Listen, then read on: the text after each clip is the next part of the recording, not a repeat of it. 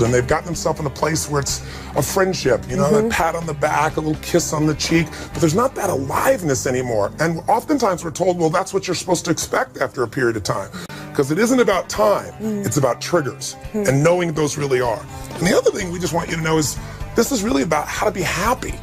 Because, you know, so many people in life have these dreams and goals, and then they get them and they're unhappy. And when you travel around the world, here's what you find. I don't care what background people have, what their religious belief is, what level of success or challenge they have in their life. People want happiness. They want joy. They want to feel good about their life. They want a sense of meaning, that there's love and passion there. That maybe there's something in your life that you've done that you know has made a difference for someone you love. Nothing feels greater than that. And also knowing someone loves you so much, they're so passionate for you, that your life has a different level of meaning. But as important as this area is, for most people, this is the area they master the least. Most of us run to work, or we run to business, or shaping our bodies or our kids because it's safer and we have control. But this is an area that if you take charge of yourself, and if you understand the dynamics of men and women in relationship, you can make changes in minutes that maybe you've tried to make for years and really not been able to experience. Our goal is to give you the resources to take whatever you've been talking about, whatever you've been dreaming about, or as great as your relationship is, to the next level, where love and passion is a daily experience. So we thank you, and we're going to begin this process. Thank you for joining us. Maybe one day we'll meet you personally at a program, but until then, God bless. Just stay on the line, and pretty soon you'll meet Jen and Paul, and you'll see what it's like to be able to come back from the edge. God bless, and we'll look forward to meeting you soon. Live with passion and love. And love.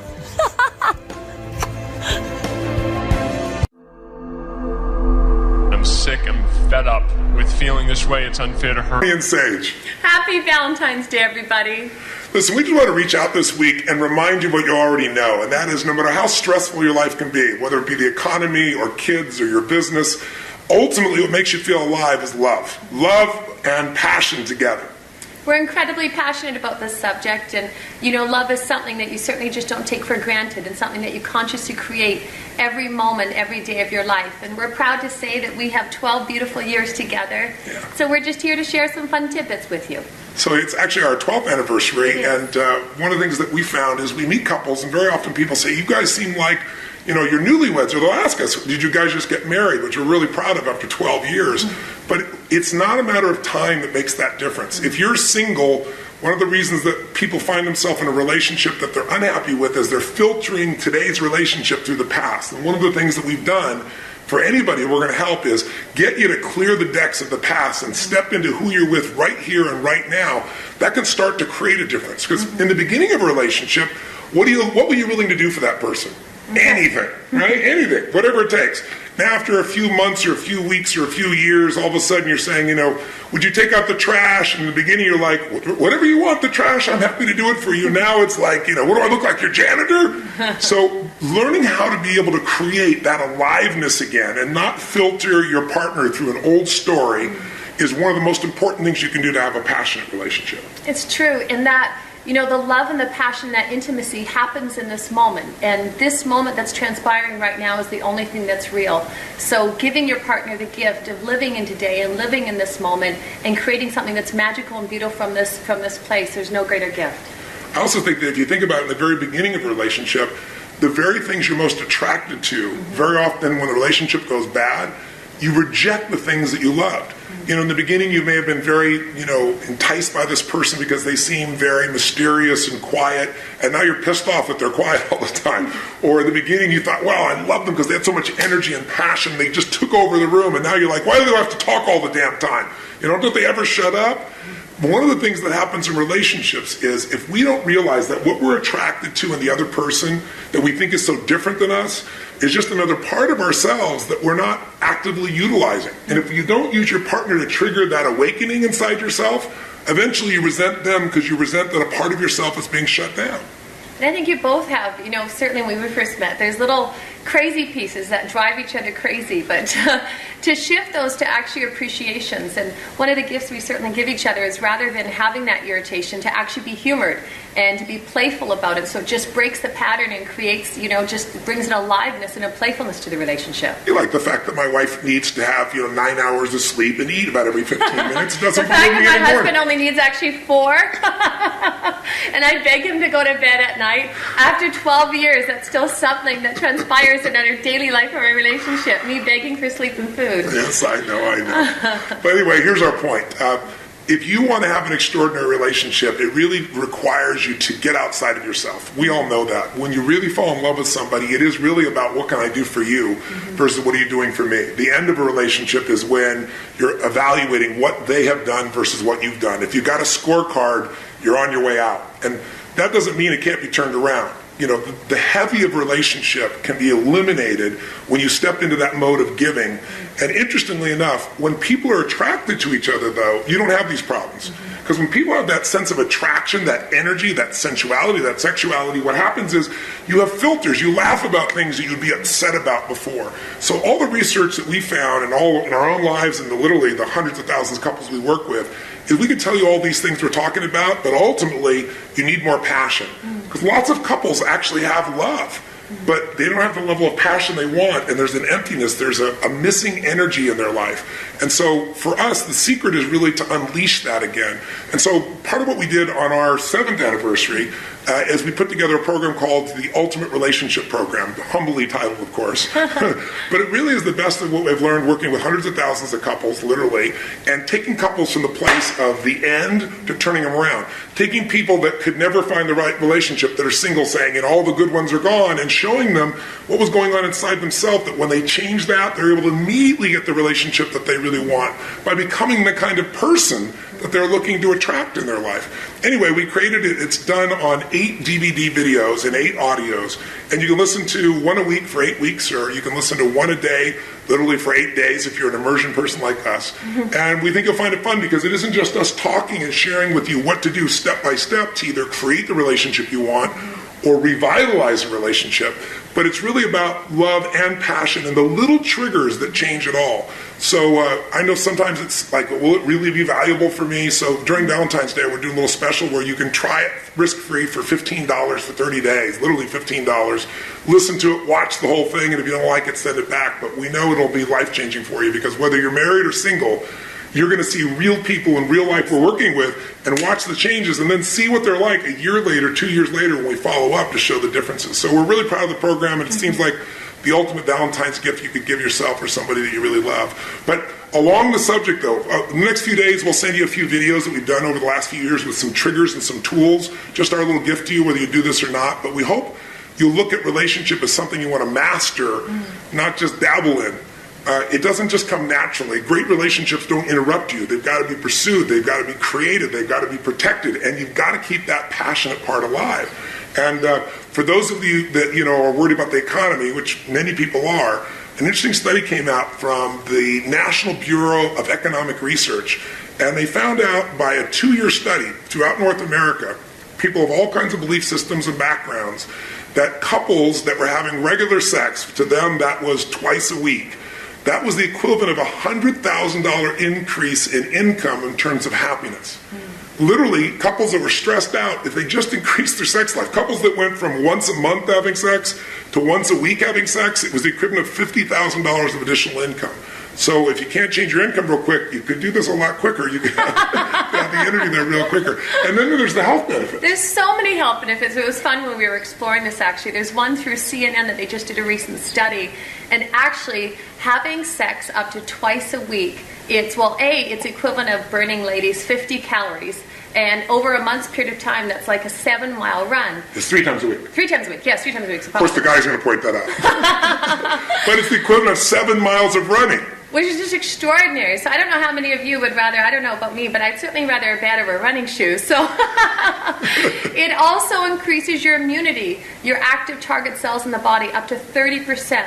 So there's just so many, health benefits and gifts, never mind creating the intimacy and playfulness in a relationship. For men, you have a 50% less chance of having a heart attack if you're having sex regularly twice a week. That's amazing. And by the way, this doesn't work the same for yourself. For those of you who are thinking creatively, and I don't want the complexity of a relationship, because there's the bond of love and passion. So most guys don't need any encouragement on this area. I think that somebody once said that women need a reason to have sex, men just need a place. And also the gift of Valentine's Day, if you think about it, it's a day when, you put your focus on your lover and, you're romantic, and the thoughtful notes and the kindness and the intimacy or the lighting the candles or going for dinner.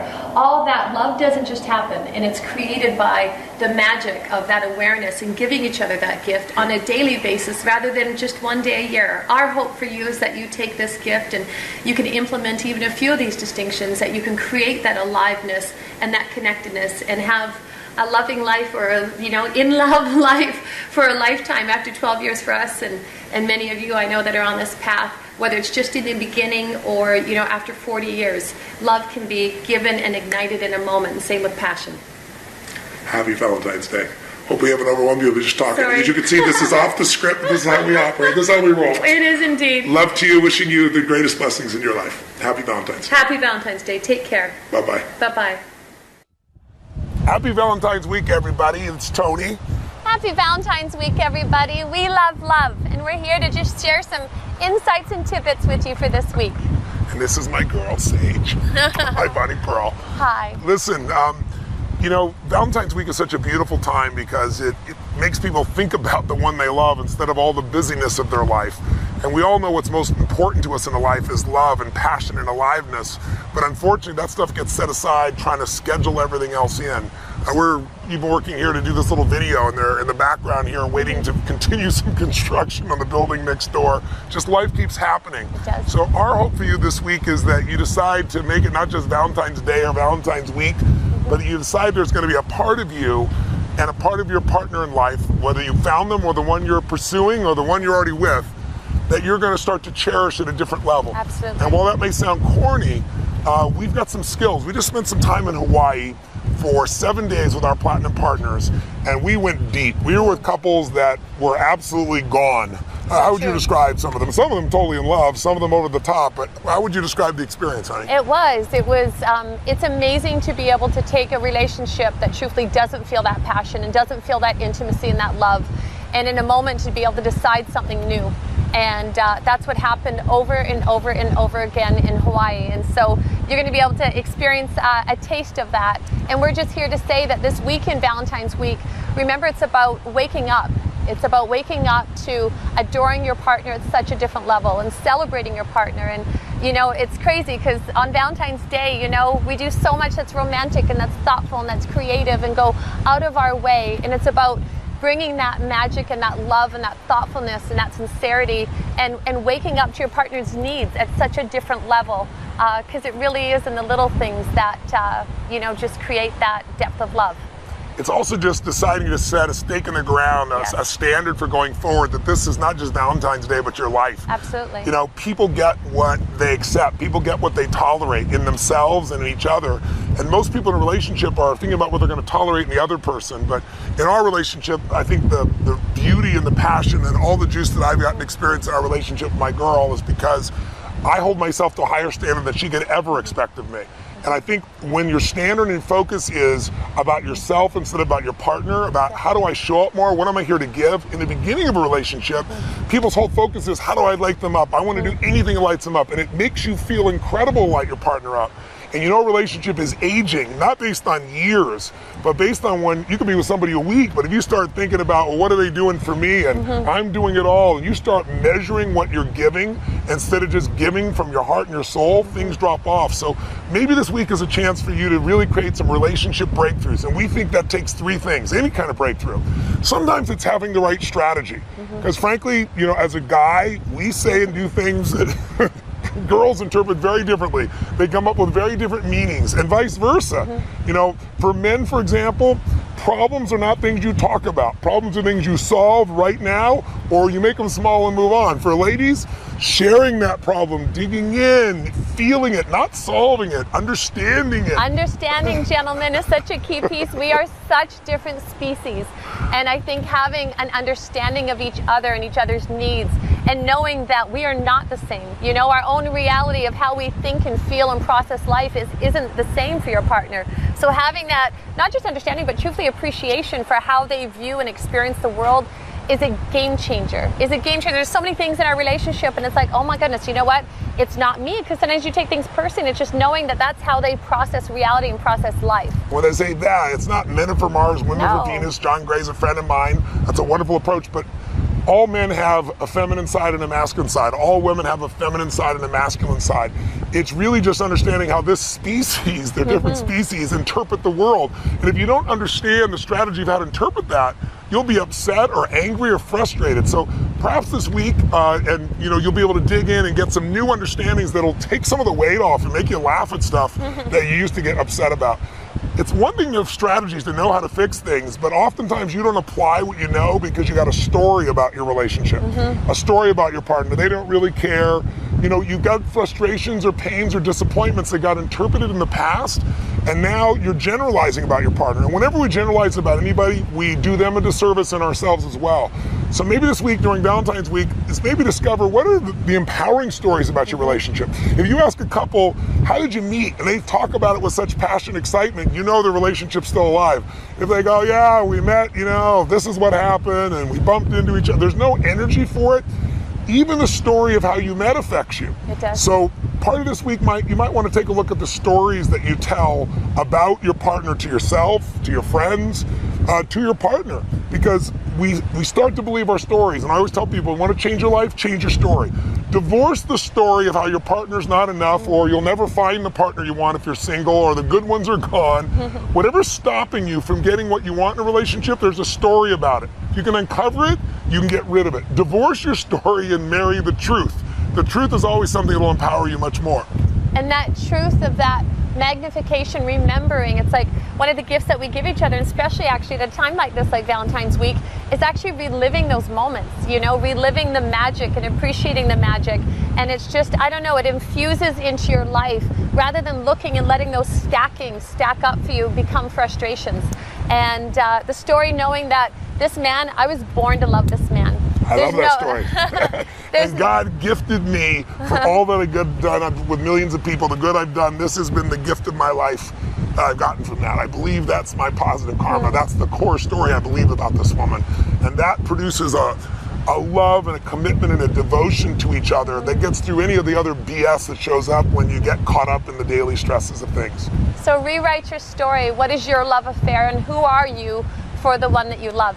And if you're single, it's time to rewrite the story of who you are and the one that you're going to attract, because whatever we focus on, we all know wherever energy goes, wherever focus goes, energy flows.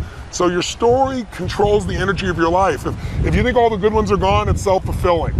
If you're overweight and you aren't losing weight, the strategies are there, but you're not doing it because you go, I've tried everything. You haven't tried everything, not all the good ones are gone, and your partner who's right with you, if there was ever a passion, that passion can be brought back to life with the right strategies, but first you got to have the story that says it can. The last one real fast and we'll go is, the most important part of a relationship is the state you're in. We always call it the state of the union. What's the state of the union? If two people independent of each other are in peak states about things in their business, their life, their career, and they meet together, it's a great relationship. If they're both in kind of a so-so state, eventually the relationship's so-so. If they're both in a crappy state, pretty soon it's a crappy relationship.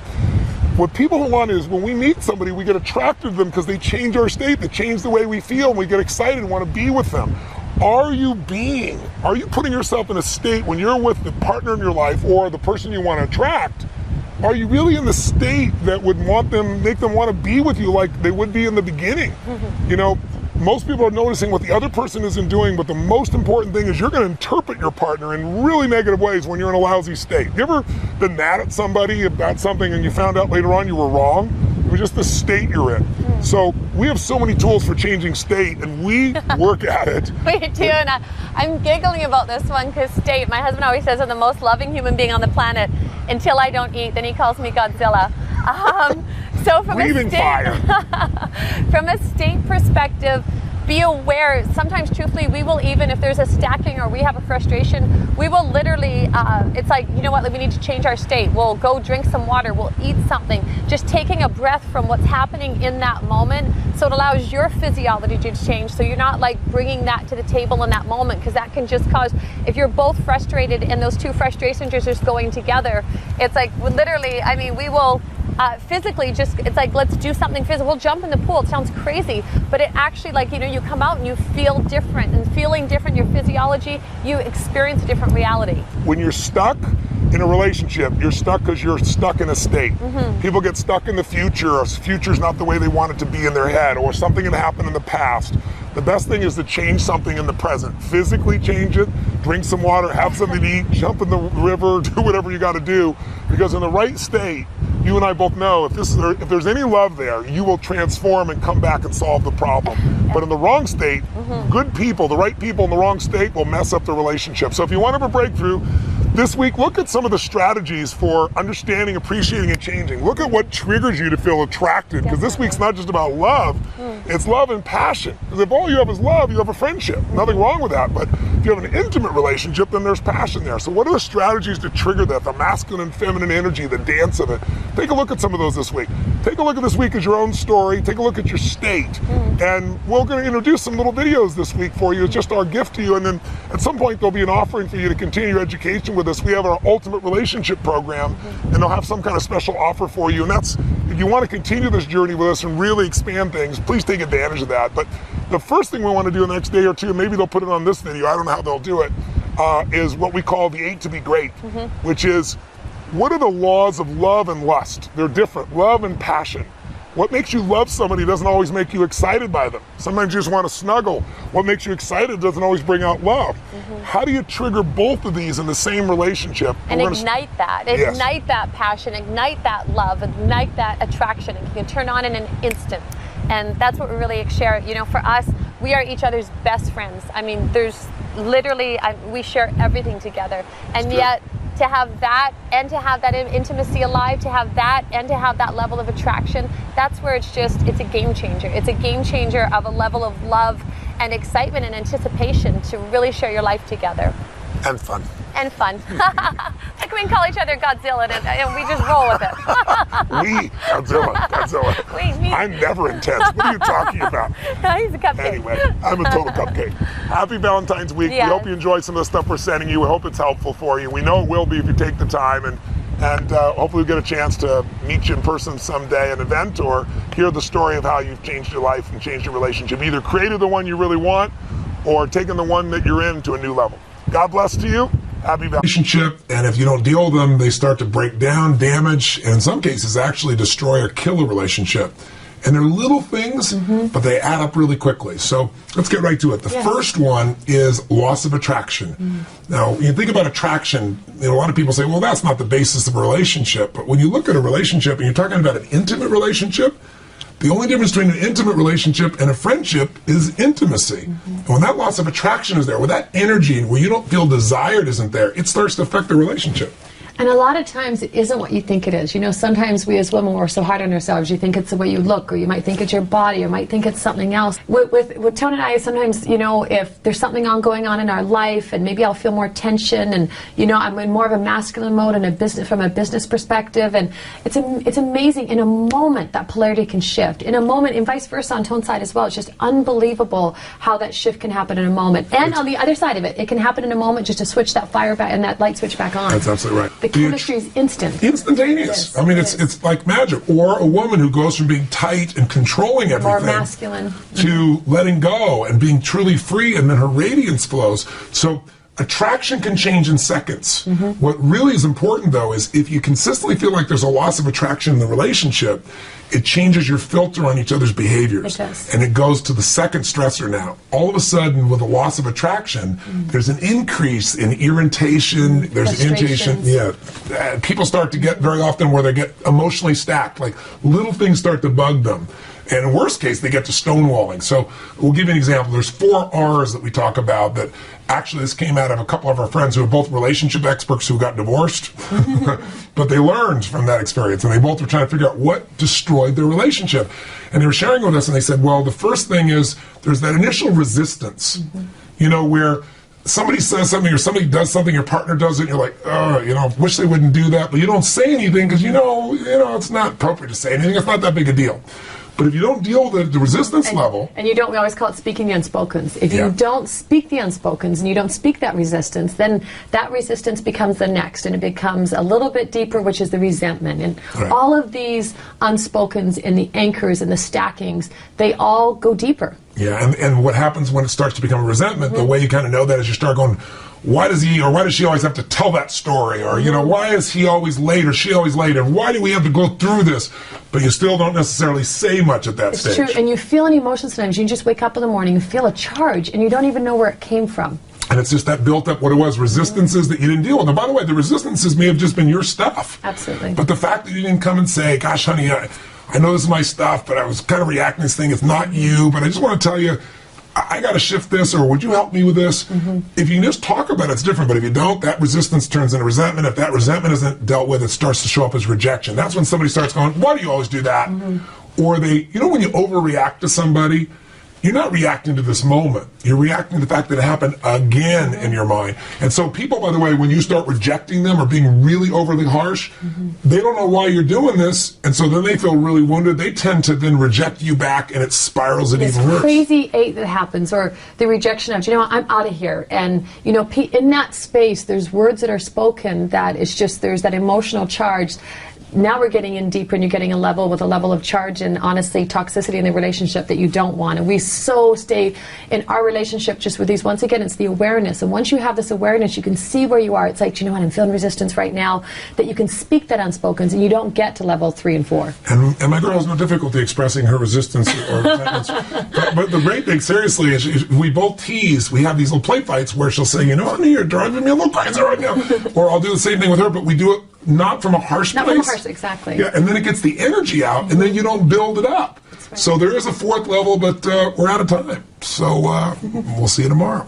Seriously. Well, all right, well, I'll get okay, one here we more. go. The last piece to finish there is when you get to a place where now you're repressing. In other words, resistance grew to resentment. Resentment got yourself to a point of rejection where you're kind of being harsh with each other.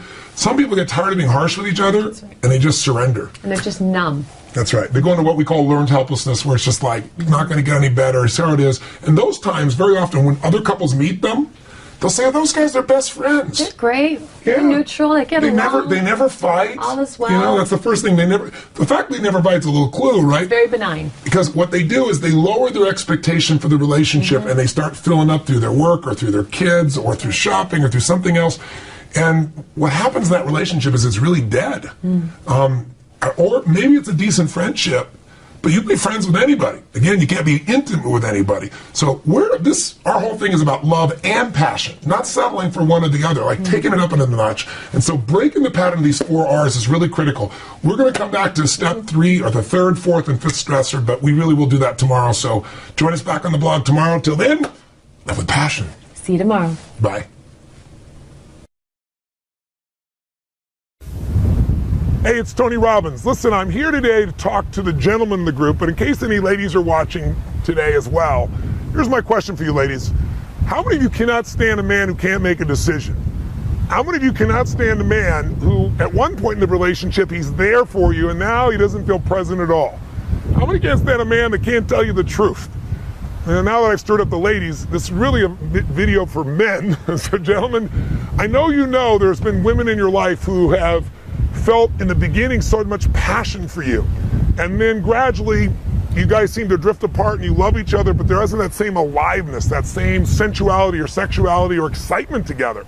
And a lot of men think that's women that creates it. I would argue to you, gentlemen, that if you and I take responsibility and we dig underneath and we understand what the triggers are that make women turn off, then we can turn them back on, and not by some stupid technique, but by the thing that affects most women the deepest, and that is your presence.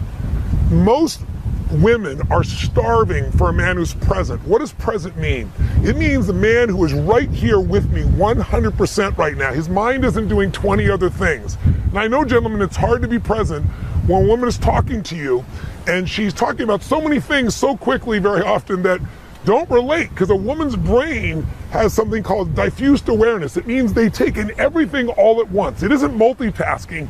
It's literally transitioning, not even transitioning, experiencing multiple conversations and people at one time, whereas men tend to focus on one thing at a time. And when a woman starts doing that, most men's brains click in and they try to focus on one thing they can handle, and they're no longer present. If you're in your head and you're not connected to that woman, she doesn't feel that presence. And presence is what opens a woman. Presence is what causes a woman to open to you sensually, sexually, emotionally, her heart, her soul, the whole 9 yards. Ladies, correct me if I'm wrong. There is nothing more powerful than presence when there's real love involved.